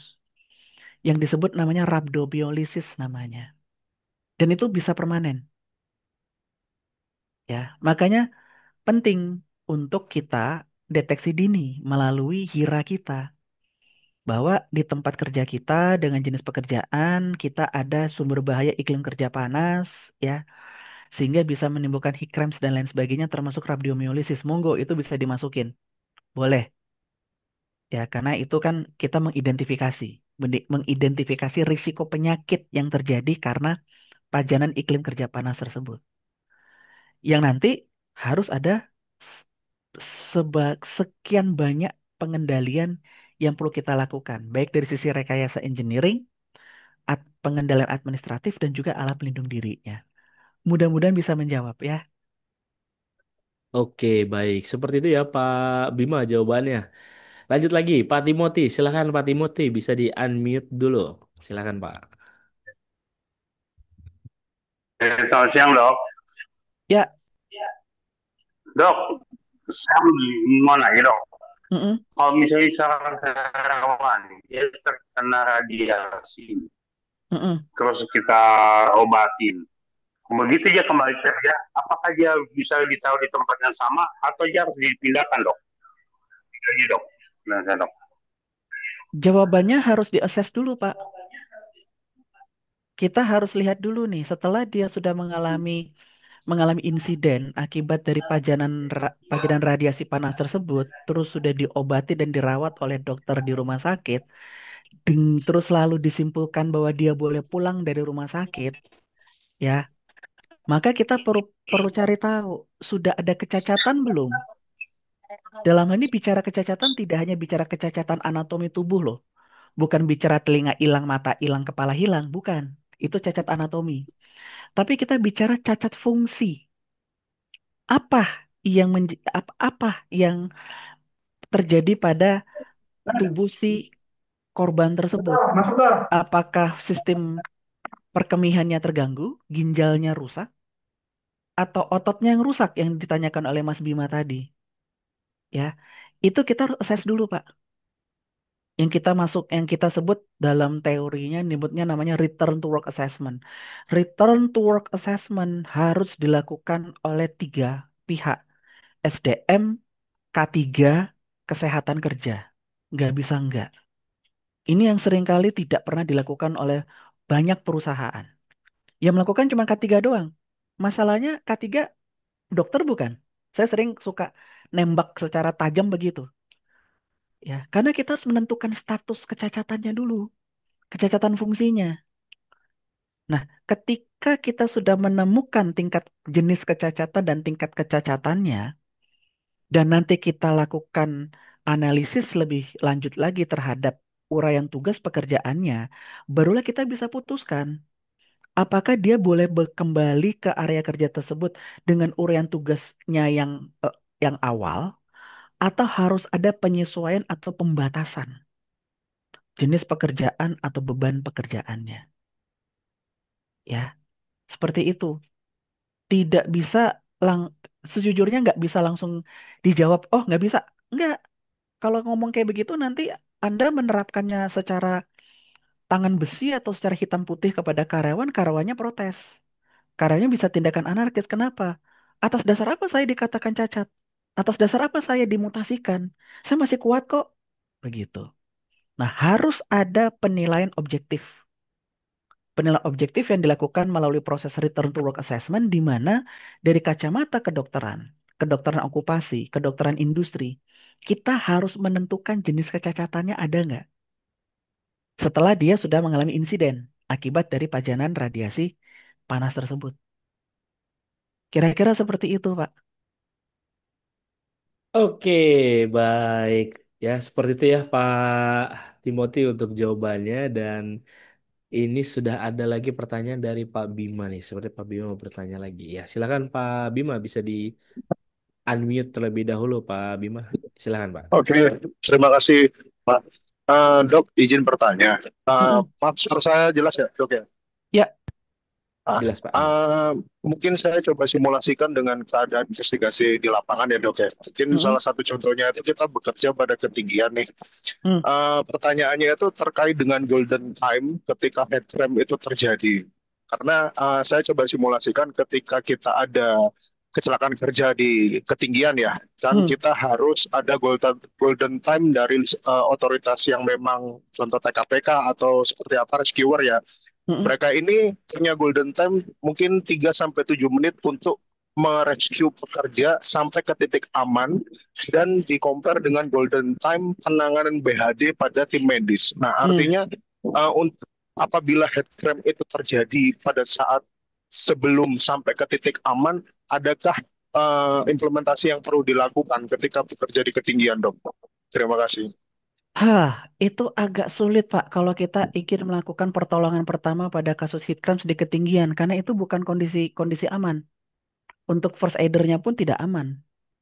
Jadi tetap saya bilang bahwa sesuai dengan golden time yang ditetapkan dari TKTP, 7 menit turunkan tuh korban ke titik aman. Nah, setelah sudah dilakukan evakuasi dari lokasi kejadian ke lokasi aman, barulah first aider bisa melakukan pertolongan pertama. Pertolongan pertamanya apa? Untuk si untuk heat cramps tersebut, ya. Itu yang bisa dilakukan itu adalah ya memberikan rehidrasi elektrolit.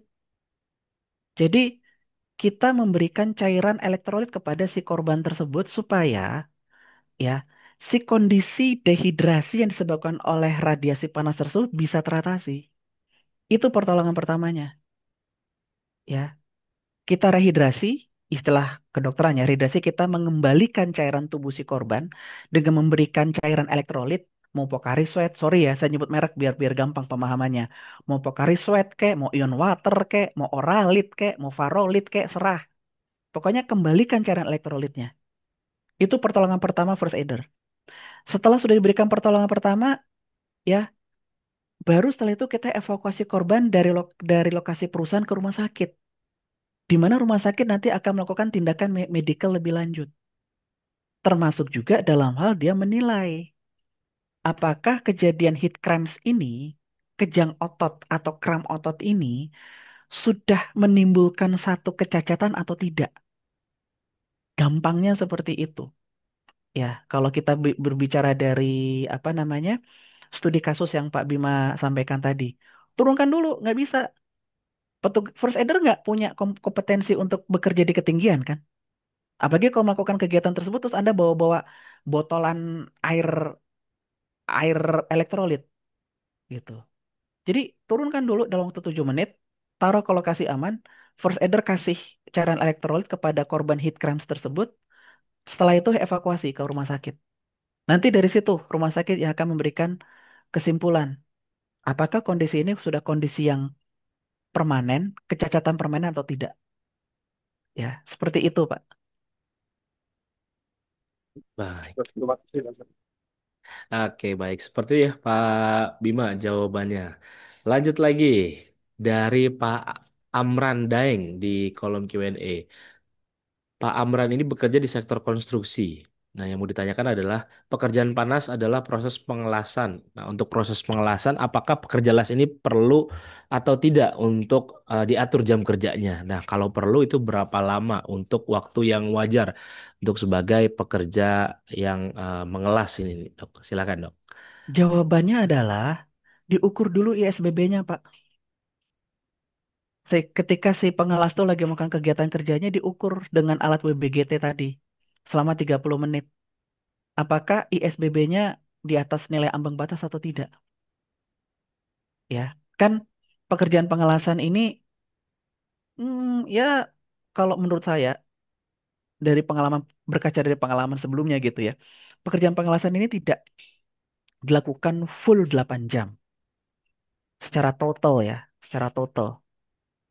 Terkadang 4 jam, paling sering 4 jam. Jadi kita berkaca kepada tabel nilai ambang batas tadi di ISBB-nya. Kalau dia bekerja 50% dari jumlah jam kerjanya dalam hal ini dalam 4 jam kerja, harapannya ISBB-nya di bawah 28 derajat Celcius. Ukur aja dulu, Pak, ISBB-nya dengan WBGT. Di atas nilai ambang nggak? Kalau tidak di atas nilai ambang, silahkan. Kerjanya sesuai dengan jumlah yang sudah berjalan selama ini. Dan sebaliknya, kalau di atas nilai ambang batas, silahkan melakukan penyesuaian waktu kerjanya. Ya, ingat, pekerjaan pengelasan harus dimasukkan kategorinya adalah beban kerja ringan, sedang, berat, atau sangat berat. Dengan cara apa?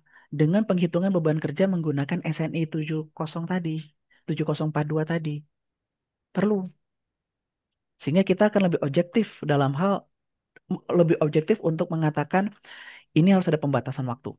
Kenapa? Karena ISBB-nya di atas nilai ambang batas dan dia beban kerjanya jenis ringan atau sedang atau berat atau sangat berat. Kira-kira begitu, Pak. Oke, baik. Seperti itu ya Pak Amran Daeng untuk jawabannya. Lanjut lagi dari Pak Edi. Nah, Pak Edi bertanya untuk jika terjadi suatu dampak bagi kesehatan pekerja akibat panas atau suhu ekstrim hingga banyak pekerja mengalami dehidrasi hebat, bahkan sampai pingsan. Nah, untuk Mm-mm. proyek konstruksi, pertanggungan untuk para pekerja PKWT adalah BPJS TK atau Jakon. Sementara untuk BPJS Kesehatan tidak di cover. Nah, ini bagaimana untuk mensiasati hal tersebut agar tindakan medis atau rumah sakit bagi para pekerja yang pingsan ini dapat di cover oleh BPJS. Silakan, Dok. Ini agak cukup gimana ya? Maksud saya pertanyaannya cukup agak tricky nih karena kasus heat stress, bukan heat stress, sorry, heat stroke, sorry. Yang ditanyakan Pak Edi ini kan adalah kalau karyawannya kena heat stroke. Heat stroke itu udah masuk kategori kecelakaan kerja. Kecelakaan kerja otomatis akan ditanggung oleh BP Jam Sostek. Tinggal Anda lapor langsung ke BP Jam Sostek untuk laporan tahap 1 dalam waktu 2 kali 24 jam. Sehingga nanti Jam Sostek akan mengcover biaya tersebut sampai dinyatakan sembuh, meninggal, atau cacat. Ya, ya, heat stroke itu tidak ditanggung BPJS Kesehatan karena itu masuk kategori kecelakaan kerja, Pak. Begitu. Ya. Nah, itu yang harus ditegaskan ketika kita membawa korban heat stroke ini ke rumah sakit. Jangan cuman di ujuk-ujuk naruh si korban terus Anda tinggal. Itu yang sering kali terjadi. Teman-teman konstruksi itu sering melakukan hal semacam itu. Dengan alasan itu bukan tanggung jawab saya. Nggak bisa. Yang tim dokter UGD mau bertanya ke siapa dalam hal mengetahui kronologi kejadiannya ini. Ya jelas orang-orang yang membawa si korban gitu. Diceritakan dengan baik bahwa jadi seiring kita perusahaan melapor ke BP Jam Sostek bahwa kita ada accident yaitu heat stroke ya, dan kita sudah bawa ke rumah sakit pusat layanan kecelakaan kerja, yang mengantarkan korban, yang mengevakuasi korban, memberikan kronologi kejadian kepada tim dokter UGD.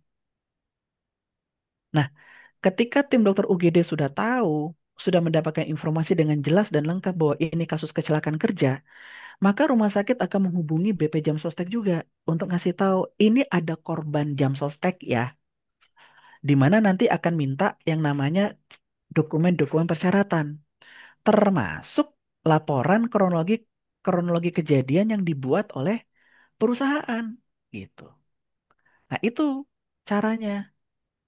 Ingat teman-teman, heat related illness itu kecelakaan kerja sehingga akan mudah untuk ditanggung oleh BP Jam Sostek selama Anda lapor dalam waktu 2 kali 24 jam ke BP Jam Sosteknya dulu supaya duitnya cair begitu.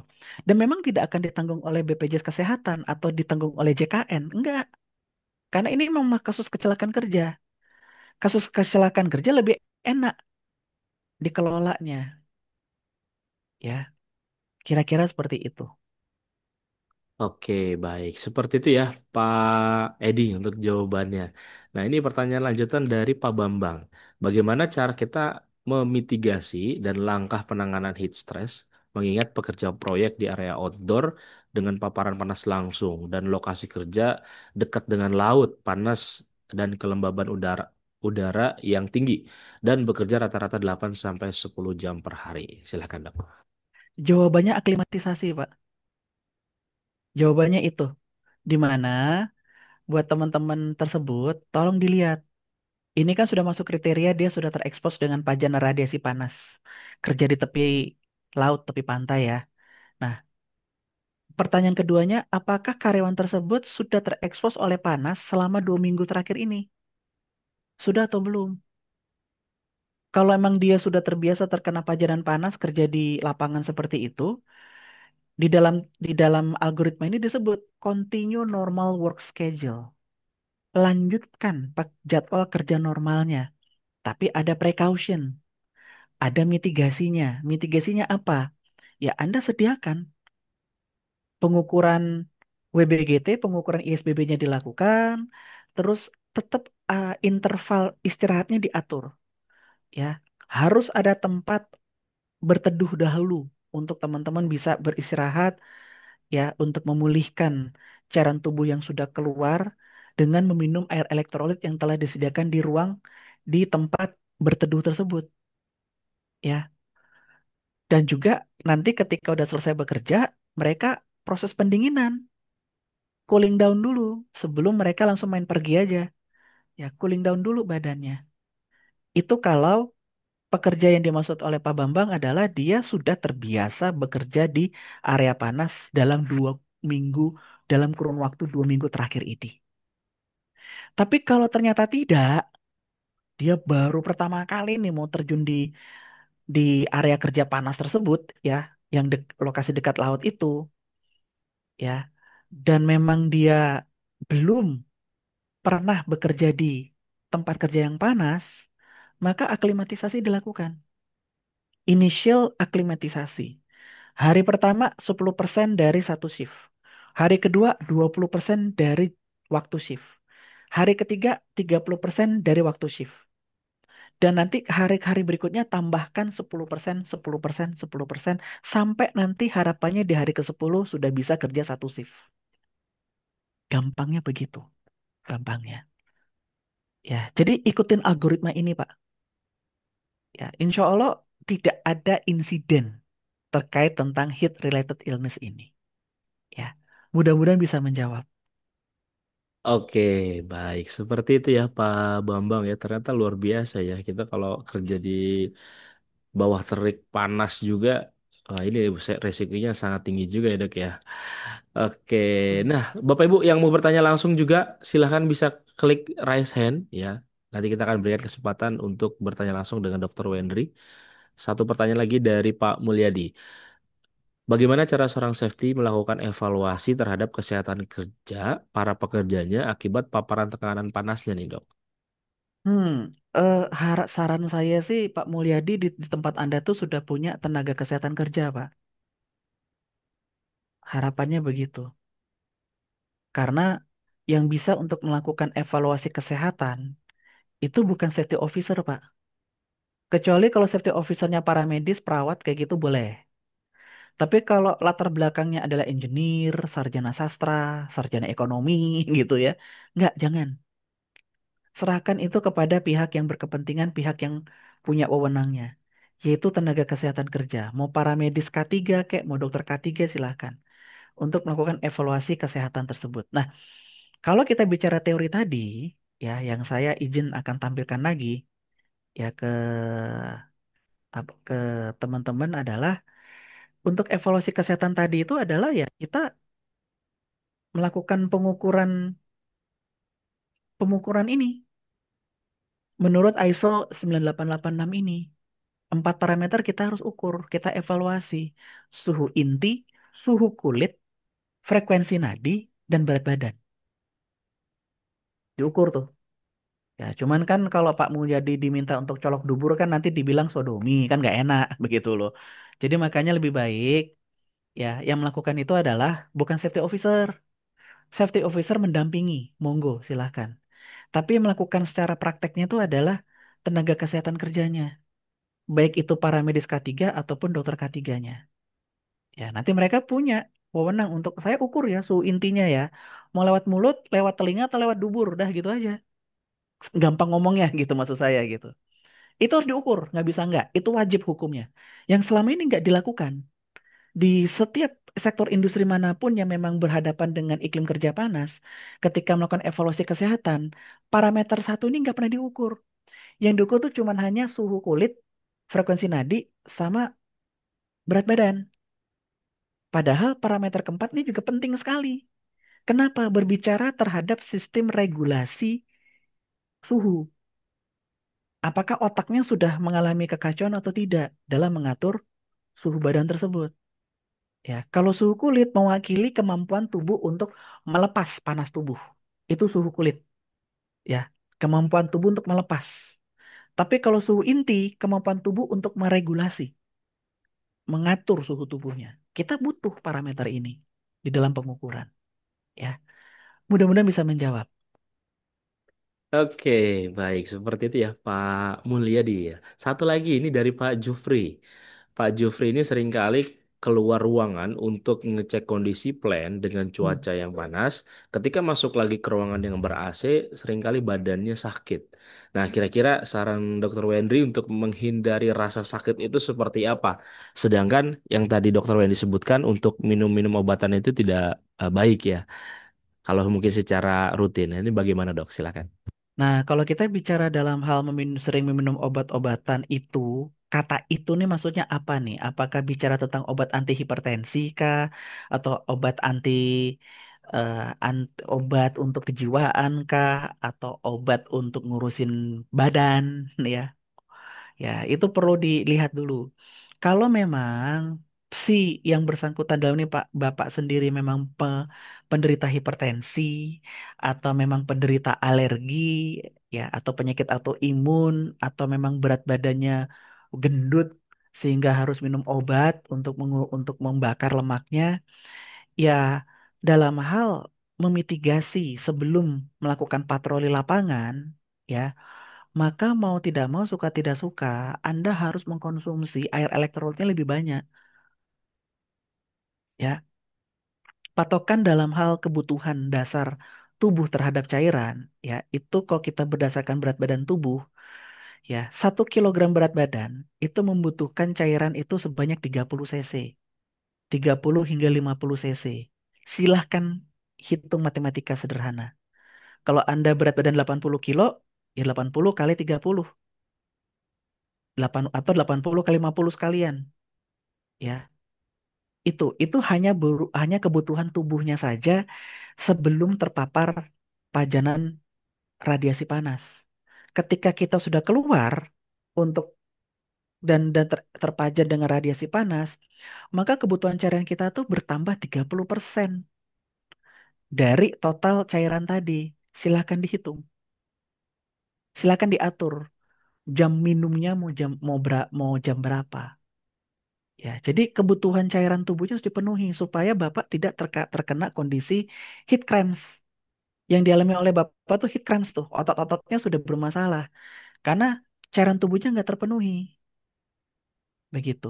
Jadi penuhi dulu kebutuhan dasar tubuhnya terhadap cairan, ya, dengan penghitungan kebutuhannya tuh 30 hingga 50 cc per kilogram berat badan, tambah 30%. Ya, kalau masih terasa sakitnya naikin jadi 50%. Nanti saya sering kencing dok, ya nggak apa-apa. Sering kencing itu adalah salah satu bentuk tubuh untuk meregulasi panas. Dalam hal dia melepas panas. Begitu. Jadi nggak jadi masalah pada dasarnya. Mudah-mudahan bisa menjawab. Oke, baik. Ya, seperti itu Pak Jufri ya untuk jawabannya. Bapak Ibu ada lagi yang mau bertanya? Yang mau bertanya, raise hand juga boleh. Silahkan bisa klik raise hand. Kalau sudah tidak ada pertanyaan, kalau sudah tidak ada pertanyaan, ya oke satu lagi Pak Julianto. Silakan Pak Ahmad Julianto. Bisa di unmute dulu Pak Ahmad Julianto. Ya, silakan Pak. Dok, selamat siang dok.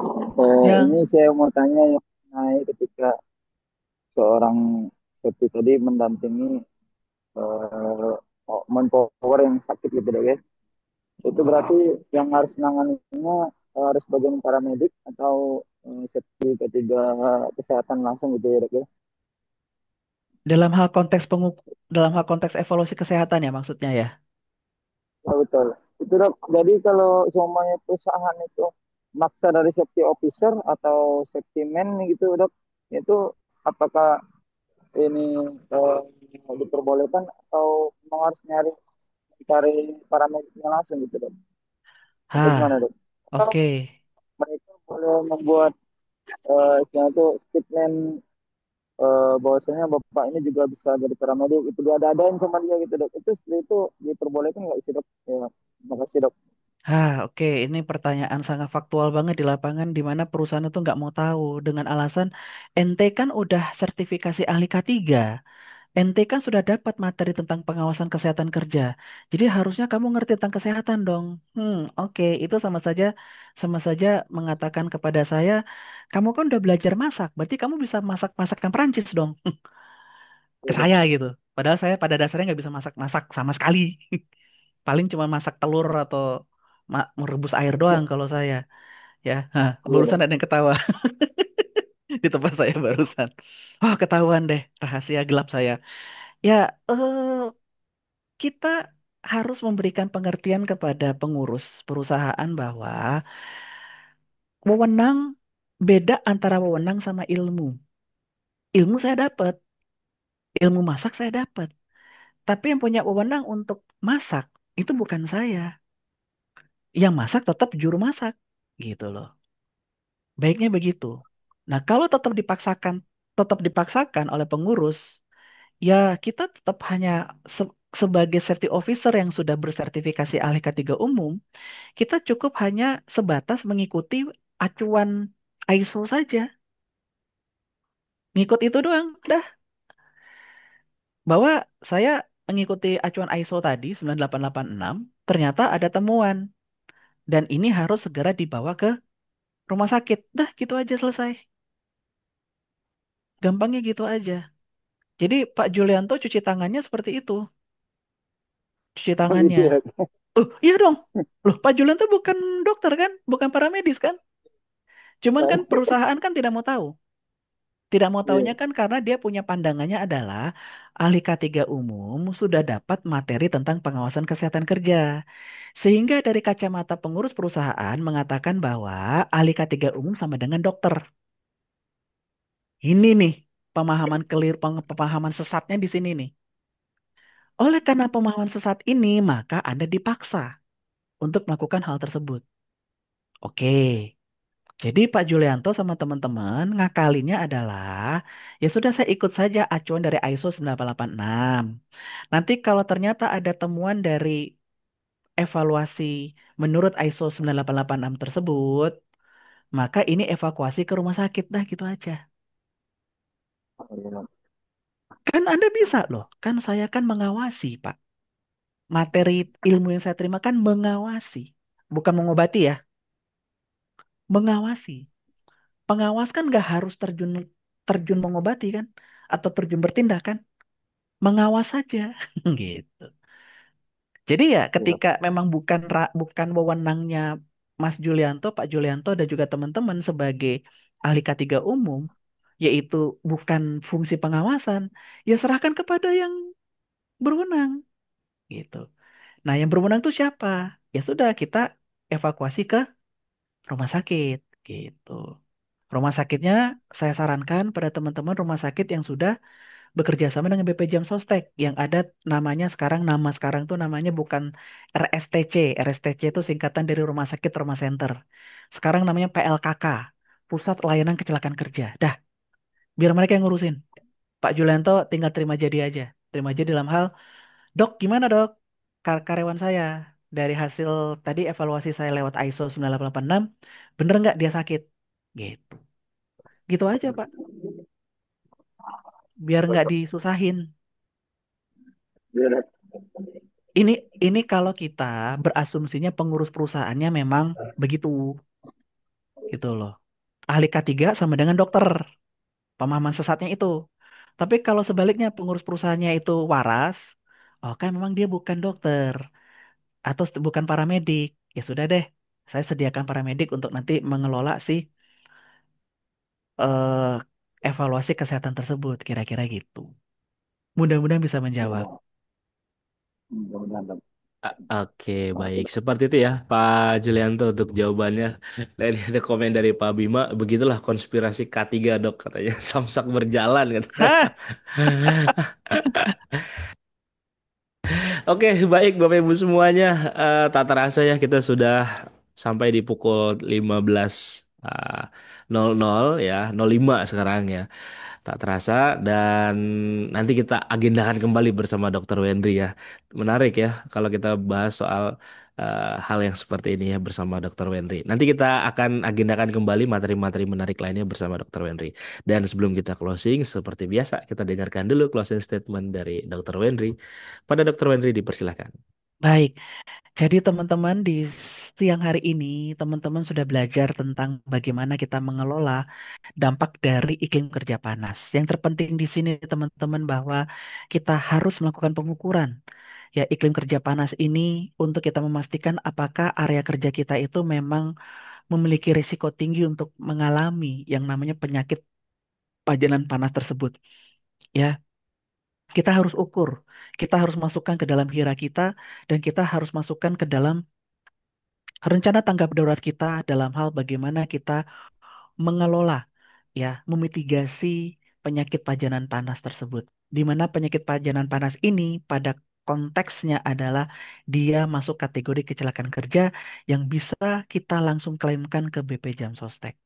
Ya, dalam hal pengukuran, baik pengukuran lingkungan dan pengukuran pajanan, ya, seyogyanya itu dibantu oleh teman-teman dari kesehatan kerja dan higiene industri untuk bisa membuat pengendalian dan juga program yang lebih tepat sasaran dan lebih optimal lagi.